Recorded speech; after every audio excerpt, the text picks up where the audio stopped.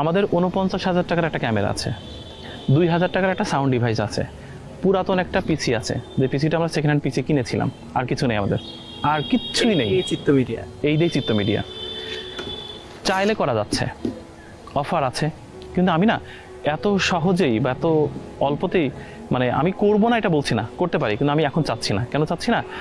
মানে আমি আমার স্বভাব থেকে সরতে চাচ্ছি না। আমি দেখেন, আপনি প্রমোশনাল কাজ করে 1 লক্ষ টাকা পেলেন, আপনি বেশভূষা চেঞ্জ করলেন, আপনি কিন্তু পরের দিন ঠিক ওই কাদার মধ্যে মিশতে পারবেন না।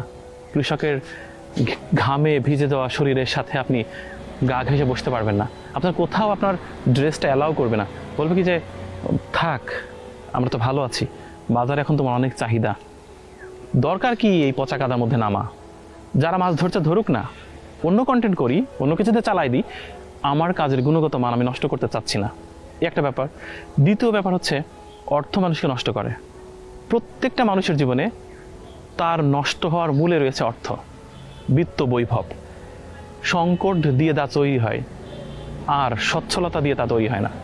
ক্যামেরা এক্সপার্ট যে ভাইটা রয়েছে, আমি ওকে প্রায়ই বলি যে এই যে ভাঙাচোরা ক্যামেরা দিয়ে যা তৈরি হচ্ছে, এটা কিন্তু আর হবে না কোনো কালে।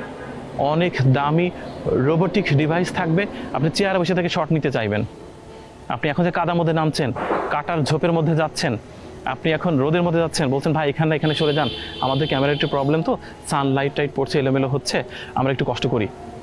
এই কষ্টটা যতদিন থাকবে, এই অনুভূতি যতদিন জীবন্ত থাকবে, ততদিন এই ক্যামেরায় শিশিরের শব্দ উঠে আসবে, মানুষের চোখের পানি জল করবে, দুঃখবোধটা তুলে ধরা যাবে, নিজেদের সংকট থেকে সর্বোচ্চ করার যে প্রয়াস, এটা অক্ষুণ্ণ থাকবে।